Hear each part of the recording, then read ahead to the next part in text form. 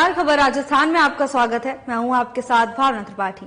रुक करेंगे प्रदेश की तमाम बड़ी खबरों की ओर। मुख्यमंत्री कार्यालय में सोमवार को मुख्यमंत्री भजन लाल शर्मा ने खेल और युवा मामले विभाग की समीक्षा बैठक की। इस दौरान सीएम ने कहा कि राजस्थान का युवा बेहद प्रतिभाशाली है और यहां की खेल प्रतिभाओं में राष्ट्रीय और अंतर्राष्ट्रीय स्तर पर बेहतर प्रदर्शन की क्षमता मौजूद है। उन्होंने कहा कि राज्य सरकार की तरफ से खेल क्षेत्र में विश्व स्तरीय सुविधाएं विकसित की जा रही हैं, जिससे खिलाड़ी प्रदेश का नाम गौरवान्वित करें। प्रदेश को खेलों में अग्रणी बनाना राज्य सरकार की प्राथमिकता है। तो वहीं सीएम ने अधिकारियों को निर्देश दिए कि युवाओं के सर्वांगीण विकास और खेलों को बढ़ावा देने के लिए की गई सभी बजटीय घोषणाओं का समयबद्ध और प्रभावी क्रियान्वयन सुनिश्चित किया जाए, जिससे इन घोषणाओं और योजनाओं का फायदा हमारे प्रदेश के युवाओं और खिलाड़ियों तक जल्द से जल्द पहुंचे।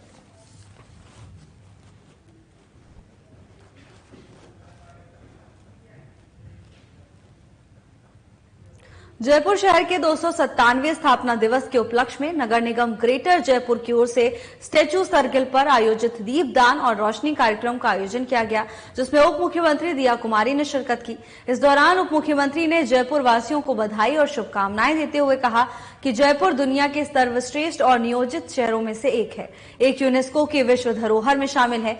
यहाँ एक ऐसा शहर है जिसकी स्थापना सवाई जयसिंह द्वितीय की ओर से 18 नवंबर 1727 में पूर्ण वैज्ञानिक तरीके से तथा वास्तुशास्त्र के आधार पर की गई है। तो वहीं दिया कुमारी ने कहा कि जयपुर के ऐतिहासिक विरासत को संरक्षण प्रदान करने के साथ ही यहाँ आधुनिक विकास के लिए राज्य सरकार प्रतिबद्धता से काम कर रही है। जयपुर के परकोटे में 100 करोड़ के विकास कार्य करवाए जा रहे हैं। जयपुर स्थापना के इस आयोजन में सांस्कृतिक समिति अध्यक्ष दुर्गेश नंदिनी, पार्षदगण और बड़ी संख्या में आमजन उपस्थित रहे। जयपुर के 297वें स्थापना दिवस के अवसर पर स्टैचू सर्कल पर एक कार्यक्रम का आयोजन किया गया। दीपदान और रोशनी कार्यक्रम में उप मुख्यमंत्री दिया कुमारी ने शिरकत की। इस दौरान उन्होंने जयपुर वासियों को स्थापना दिवस की बधाई दी और प्रदेशवासियों को संबोधित भी किया। उन्होंने कहा कि जयपुर दुनिया के सर्वश्रेष्ठ और नियोजित शहरों में से एक है। इसके साथ ही उन्होंने विकास कार्यों को लेकर भी जानकारी साझा की। उन्होंने बताया कि प्रदेश सरकार कैसे जयपुर का विकास करने के लिए प्रतिबद्ध है। बीजेपी प्रदेश अध्यक्ष मदन राठौड़ ने कहा कि विश्व की सबसे बड़ी राजनीतिक पार्टी भारतीय जनता पार्टी की रीति और नीति को समझने के लिए अब विदेशों की राजनीतिक पार्टी के प्रतिनिधि भी भारत पहुंच रहे हैं। बीजेपी को जानो पहल की निरंतरता से में सिंगापुर की सत्तारूढ़ पार्टी के वरिष्ठ नेताओं का एक प्रतिनिधिमंडल मंगलवार को राजधानी जयपुर पहुंच रहा है। यह प्रतिनिधिमंडल प्रदेश में 3 दिन तक सत्ता और संगठन के बीच बेहतर तालमेल के साथ जनता के बीच बीजेपी की बढ़ती लोकप्रियता का अध्ययन करेगा। बीजेपी प्रदेश अध्यक्ष मदन राठौड़ ने बताया कि सिंगापुर सरकार के मंत्री, सत्तारूढ़ पार्टी के पदाधिकारी सहित करीबन 20 लोग राजधानी आएंगे। यहाँ ये प्रतिनिधिमंडल बीजेपी की कार्य प्रणाली को भी समझेगा। इस दौरान हमारी संगठनात्मक व्यवस्था और सरकारी योजनाओं को संगठन की तरफ से आम जन तक पहुंचाने की व्यवस्था पर भी विस्तार से चर्चा की जाएगी।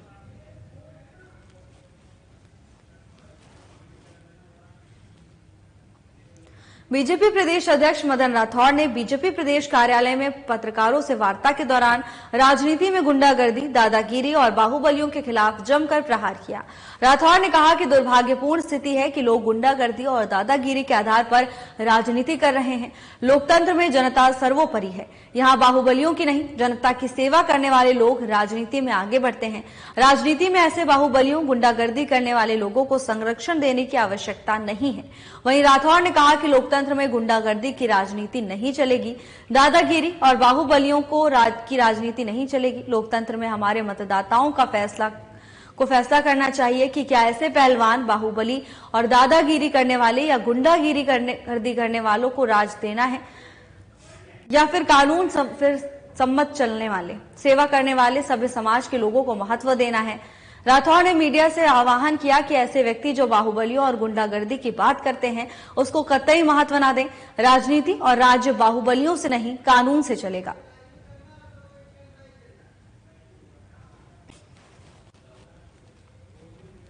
राजस्थान प्रदूषण नियंत्रण मंडल मुख्यालय में सोमवार को जिला कलेक्टर और प्रदूषण नियंत्रक मंडल के क्षेत्रीय अधिकारियों के साथ बैठक आयोजित की गई, जिसकी अध्यक्षता राजस्थान प्रदूषण नियंत्रण मंडल के अध्यक्ष अर्पणा अरोड़ा ने की। इस दौरान अरोरा ने कहा कि अधिकारी एनसीआर क्षेत्र में बढ़ते प्रदूषण और वायु गुणवत्ता सूचकांक के मद्देनजर वायु गुणवत्ता प्रबंधन आयोग द्वारा जारी GRAP 4 के मापदंडों की पालना सुनिश्चित करें। उन्होंने सभी जिला कलेक्टर और क्षेत्रीय अधिकारियों को उनके क्षेत्र में चल रही माइनिंग, क्रशर इकाइयों और प्रतिबंधित अन्य इकाइयों गतिविधियों को तुरंत बंद करवाने के निर्देश दिए। इसी के साथ उन्होंने प्रदूषण प्रभावित क्षेत्रों में एंटी स्मोक गन का प्रयोग कर डस्ट को कम करने के लिए पानी के छिड़काव करने की व्यवस्था को प्रभावी रूप से लागू करने के आवश्यक दिशा निर्देश दिए।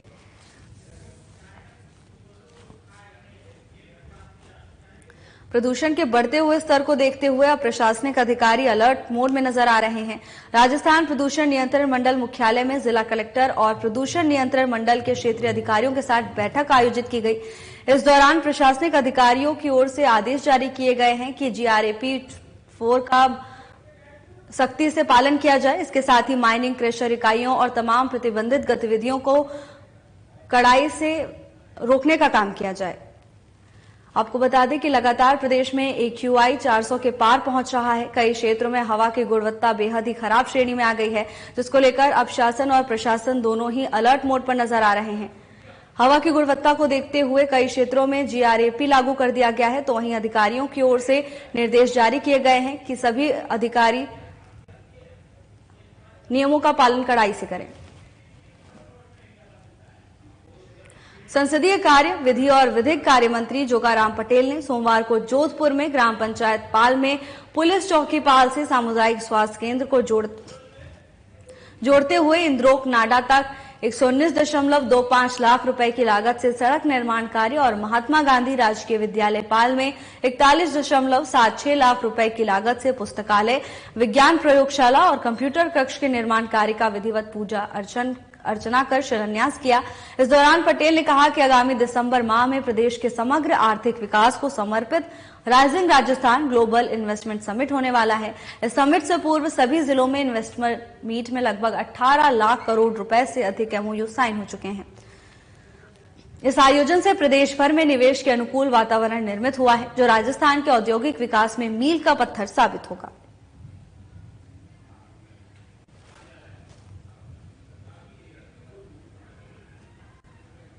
राजस्थान विधानसभा अध्यक्ष वासुदेव देवनानी ने जापान यात्रा के दौरान सोमवार को टोक्यो में भारत के एम्बेसडर CB जॉर्ज से मुलाकात की। देवनानी ने टोक्यो स्थित भारतीय दूतावास में भारतीय राजदूत जॉर्ज के साथ विभिन्न सामसायिक विषयों पर संवाद किया। उनसे निवेश के विभिन्न क्षेत्रों में भारत जापान संबंधों पर चर्चा भी की।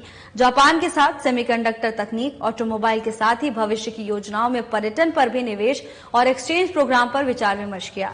देवनानी को जॉर्ज ने राजदूत कार्यालय का अवलोकन कराया, तो वहीं देवनानी ने वहां अधिकारियों से परिचय किया। देवनानी ने जापान में प्रवासी भारतीयों द्वारा चलाए जा रहे उद्योग, लोगों की आर्थिक स्थिति, रोजगार सहित शिक्षा, सामाजिक, सांस्कृतिक, आर्थिक, पर्यटन और आध्यात्मिक बिंदुओं पर चर्चा भी की। इसी के साथ टोक्यो स्थित भारतीय दूतावास में सोमवार को आयोजित राजस्थान और उत्तर प्रदेश की कैंसिलेशन दिवस समारोह में भी राजस्थान विधानसभा अध्यक्ष वासुदेव देवनानी ने शिरकत की।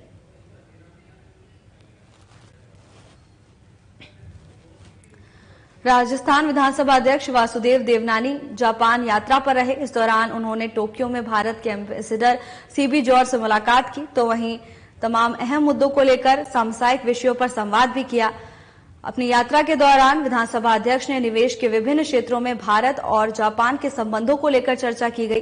जापान के साथ सेमीकंडक्टर तकनीक, ऑटोमोबाइल और इसके साथ ही पर्यटन पर भी निवेश और एक्सचेंज प्रोग्राम पर विचार विमर्श किया गया। इतना ही नहीं, देवनानी ने जॉर्ज राजदूत कार्यालय का अवलोकन भी किया। इसके साथ ही वहां मौजूद तमाम अधिकारियों से संवाद किया और उनसे हालचाल जाना।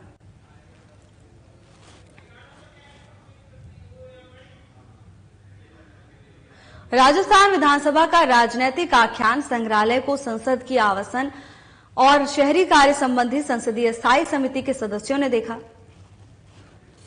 सदस्यों ने संग्रहालय के विभिन्न खंडों का अवलोकन किया। संसद के इस दल के सभापति और सांसद मंगुता श्रीनिवासुलु रेड्डी, संजय सिंह, अनुज अवस्थी समेत कई लोग उपस्थित रहे। दल में सचिव अर्चना पठानिया सहित संसद के अधिकारीगण भी मौजूद रहे।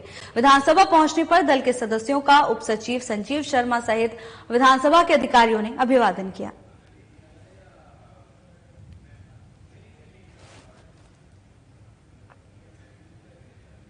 जयपुर विकास प्राधिकरण की ओर से जोन 5 न्यू आतिश मार्केट के पास द्रव्यवती नदी के बहाव क्षेत्र निजी खातेदारी में करीब 2 बीघा कृषि भूमि पर नवीन अवैध कॉलोनी का प्रारंभिक स्तर पर ही पूर्णतः ध्वस्त किया गया।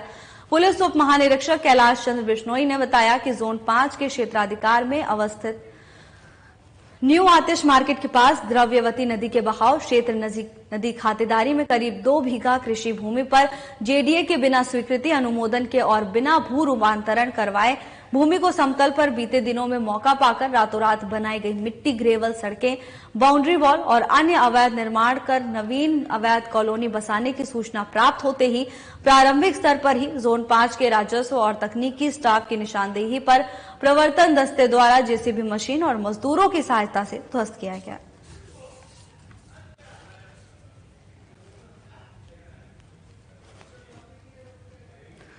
खबर जयपुर से है, जहां विकास प्राधिकरण की ओर से बड़ी कार्रवाई की गई। आपको बता दें कि निजी खातेदारी में करीब 2 बीघा कृषि भूमि पर अवैध कॉलोनी का प्रारंभिक स्तर पर ही अतिक्रमण ध्वस्त कर दिया गया। पुलिस उप महानिरीक्षक कैलाश चंद्र बिश्नोई ने पूरे मामले को लेकर विस्तार से जानकारी दी। उन्होंने बताया कि उन्हें शिकायत मिल रही थी कि कृषि भूमि पर अवैध कॉलोनी का निर्माण किया जा रहा है। इससे पहले निर्माण और भव्य होता, इससे पहले ही प्राधिकरण की ओर से ध्वस्तीकरण की कार्रवाई की गई।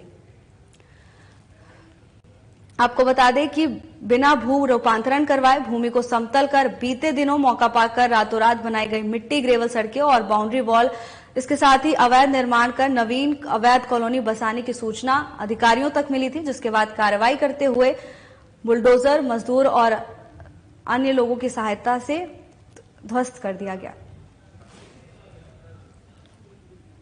नई दिल्ली के प्रगति मैदान में आयोजित 43वें भारतीय अंतर्राष्ट्रीय व्यापार मेला में सोमवार की साय एम्फी थिएटर पर राजस्थान के लोक कलाकारों ने प्रस्तुत सांस्कृतिक कार्यक्रमों ने ऐसा समा बांधा कि दर्शक मंत्रमुग्ध हो गए। कार्यक्रम के प्रारंभ में राजस्थान पर्यटक स्वागत केंद्र की उपनिदेशक दीपाली शर्मा ने अतिथियों का स्वागत किया। इस अवसर पर राजस्थान के दिल्ली में संयुक्त आवासीय आयुक्त रिंकू मीना और जनसंपर्क अधिकारी डॉक्टर शिवराम मीना सहित अन्य कार्यालयों के अधिकारी और कर्मचारी भी मौजूद थे। इस दौरान दीपाली शर्मा ने बताया कि 2 घंटे से भी अधिक चले सांस्कृतिक कार्यक्रम में कालबेलिया नृत्य की प्रस्तुति सबसे आकर्षक रही। जोधपुर के सुवा सपेरा और उनके दल की नृत्यांगनाओं ने लोकहर्षक प्रस्तुति दी, तो वहीं उन्होंने अपने शरीर को रबड़ की गुड़िया की तरह मोड़कर गजब की लचक के साथ ऐसा अनूठा नृत्य प्रस्तुत किया कि दर्शक तालियां बजाने को मजबूर हो गए।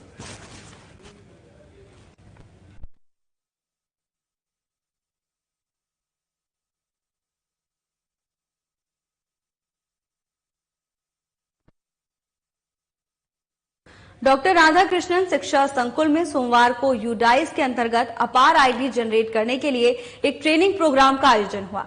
इसकी अध्यक्षता करते हुए राजस्थान स्कूल शिक्षा परिषद के राज्य परियोजना निदेशक अविचल चतुर्वेदी ने ट्रेनिंग में उपस्थित निजी विद्यालयों के प्रतिनिधियों से यूडाइस और अपार संबंधी कार्यों को शीघ्र अतिशीघ्र पूर्ण करने के निर्देश दिए।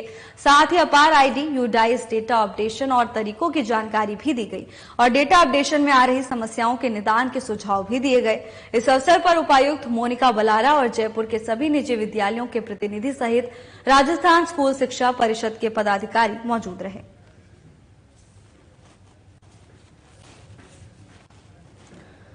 जयपुर में अपार आईडी जनरेशन प्रशिक्षण प्रोग्राम का आयोजन किया गया। इस दौरान अपार आईडी जनरेट करने के लिए एक ट्रेनिंग दी गई। इसकी अध्यक्षता राजस्थान स्कूल शिक्षा परिषद के राज्य परियोजना निदेशक अविचल चतुर्वेदी ने की। उन्होंने सभी निजी विद्यालयों के उपस्थित प्रतिनिधियों से यूडाइस और अपार संबंधी कार्यों की शीघ्र अतिशीघ्र पूर्ण करने के निर्देश दिए। इतना ही नहीं, अपार आईडी, यूडाइस डेटा अपडेशन और तरीकों की जानकारी भी दी गई, जिससे डेटा अपडेशन में आ रही समस्याओं से सभी निजी विद्यालय और प्रतिनिधि सहित राजस्थान स्कूल शिक्षा पदाधिकारी मौजूद रहे।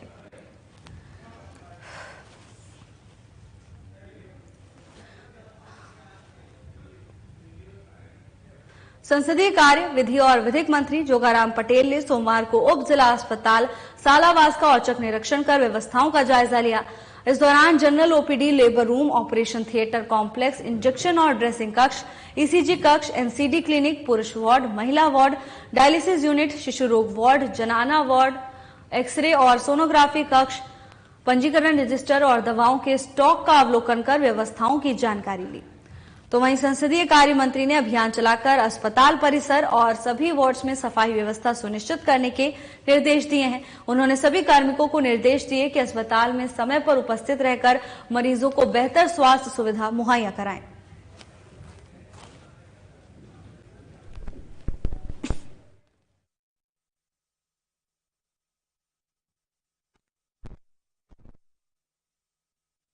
टोंक जिले के समरावता मामले को लेकर समाजसेवी राजेंद्र प्रसाद मीना के नेतृत्व में एसडीएम सीमा खेतान को मुख्यमंत्री के नाम 7 सूत्रीय मांगों को लेकर एक ज्ञापन सौंपा। समाजसेवी राजेंद्र प्रसाद मीना ने बताया कि वे युवाओं के साथ तहसील परिसर पहुंचे, जहां उन्होंने एसडीएम सीमा खेतान को ज्ञापन सौंपा। ज्ञापन पूर्व देने से पूर्व बीजेपी सरकार और प्रशासन के खिलाफ नारेबाजी कर विरोध प्रदर्शन किया।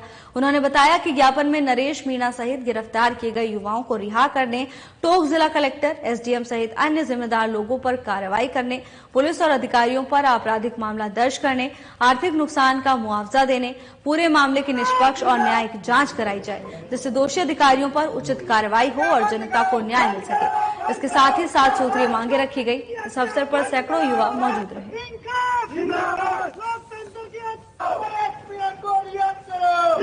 नरेश मीणा के लिए आज हमने रिहाई के लिए ज्ञापन दिया है राजगढ़ तहसील में एसडीएम मैडम को।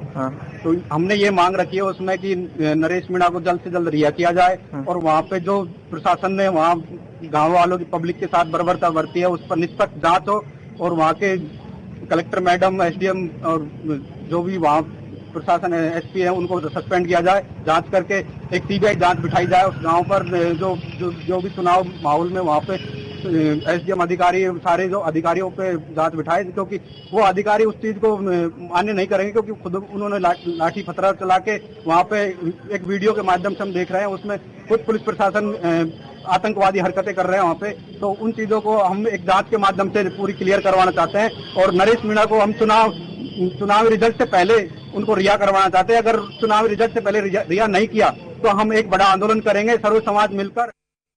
राजस्थान आवासन मंडल कर्मचारी खेलकूद की 29वीं प्रतियोगिता के 4 दिवस में हुए समापन के दिनों में विभिन्न खेलों का आयोजन किया गया। इस संदर्भ में जानकारी देते हुए केंद्रीय खेलकूद संचालन समिति के संयोजक दारा सिंह और आयोजन सचिव संजय शर्मा ने बताया कि 29वीं खेलकूद प्रतियोगिता के 4 दिवस में हुए विभिन्न खेलों जैसे table tennis, basketball, cricket, volleyball, basketball, carrom और बैडमिंटन आदि फाइनल प्रतियोगिताएं संपन्न हुई। लंबी कूद और ऊंची कूद एकल प्रतियोगिताएं आयोजित की गई। लंबी कूद में मुख्यालय और ऊंची कूद में जोन तृतीय विजेता रहे। खेलकूद आयोजन समिति और केंद्रीय संचालन समिति ने बताया कि आवासन मंडल कर्मियों की 4 दिवसीय खेलकूद प्रतियोगिता में विभिन्न खेलों का आयोजन किया गया। खेलकूद प्रतियोगिता के अंतिम सत्र और समापन समारोह में महिला कार्मिकों की तेज चाल, म्यूजिकल चेयर और बैडमिंटन, 55 वर्ष से अधिक आयु की बैडमिंटन, टेबल टेनिस, कैरम, रस्साकसी एवं तेज चाल प्रतियोगिता के साथ ही समापन के अंतिम दिवस पर दिव्यांग कर्मचारियों की भी खेलकूद प्रतियोगिता आयोजित की गई।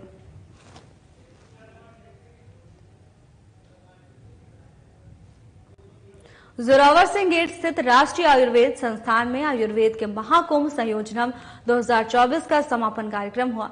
कार्यक्रम का आयोजन विश्व आयुर्वेद परिषद, राष्ट्रीय आयुर्वेद विश्वविद्यालय जोधपुर के संयुक्त तत्वाधान में 15 से 17 नवंबर तक किया गया।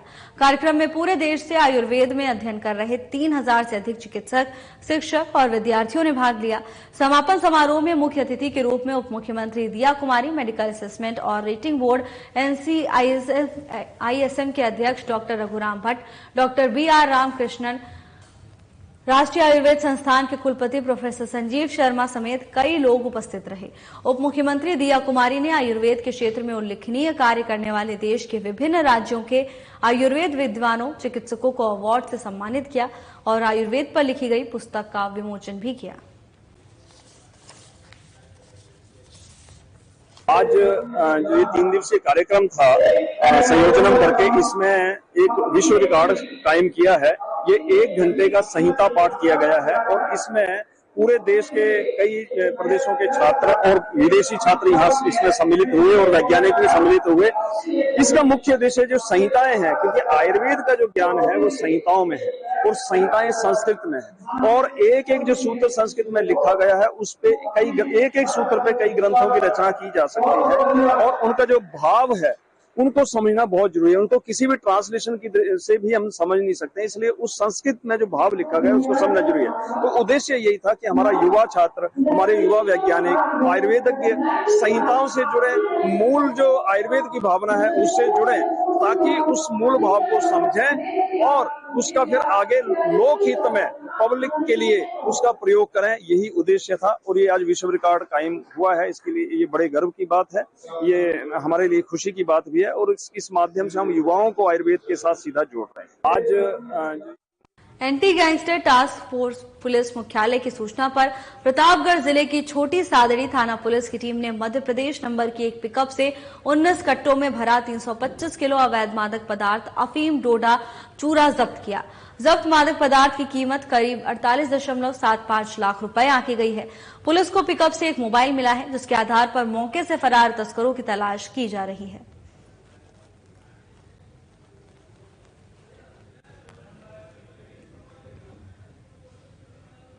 बांसवाड़ा में अवैध शराब तस्करी पर एसपी हर्षवर्धन अग्रवाला का एक्शन देखने को मिला है। एसपी के निर्देशन में सलोपाट थाना पुलिस ने बड़ी कार्रवाई की है। बता दें कि पुलिस ने एमपी निर्मित बड़ी मात्रा में शराब जब्त की है और 2 तस्करों को भी गिरफ्तार किया है। 2 पिकअप वाहनों से 316 पेटी शराब बरामद की गई, जिसकी अनुमानित बाजारी कीमत 20 लाख रुपए आंकी जा रही है। फिलहाल पुलिस आगे की जांच में जुटी हुई है।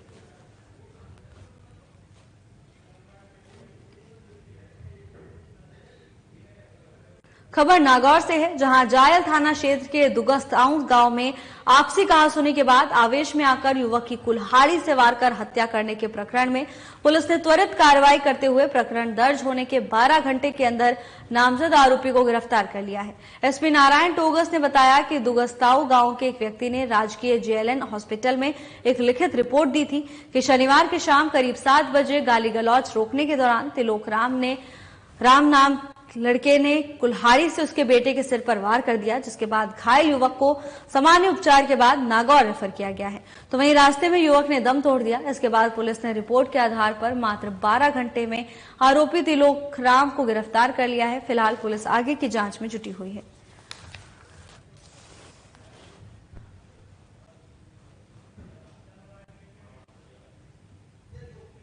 बानसूर में लगातार चल रही बर्फीली हवाओं ने अचानक मौसम बदल लिया। दोपहर के बाद ठंडी हवाओं का दौर जारी हो गया। बता दें कि 2 दिनों से उत्तरी हवाएं चलने से विजिबिलिटी भी कम हो गई है। ठंडी हवाओं ने लोगों को कपकपी महसूस करवा दी। दिल्ली हरियाणा का फॉग अब राजस्थान की ओर बढ़ने लगा है। अचानक मौसम के परिवर्तन से सर्दी में इजाफा भी हो गया है और लोग गर्म कपड़े पहने हुए नजर आए। फॉग के साथ साथ ठंडी हवाओं का दौर जारी है। सर्दी तो दौर अब चालू हो जाएगा मतलब, और दोपहर के बाद में मौसम एकदम चेंज हुआ है। थोड़ी ठंडी हवा भी चल रही है और मौसम मतलब में भी मतलब थोड़ा चेंजिंग आएगा एकदम। कहता है आने वाले समय में सर्दी का दौर चालू हो जाएगा। वातावरण का भी मतलब दूषित हो रहा है, मतलब दिल्ली हरियाणा लगा लो आप, उधर से फॉग आ रहा है मतलब। फिलहाल के लिए बस इतना ही। जल्द हाजिर होंगे नई अपडेट्स के साथ। नमस्कार।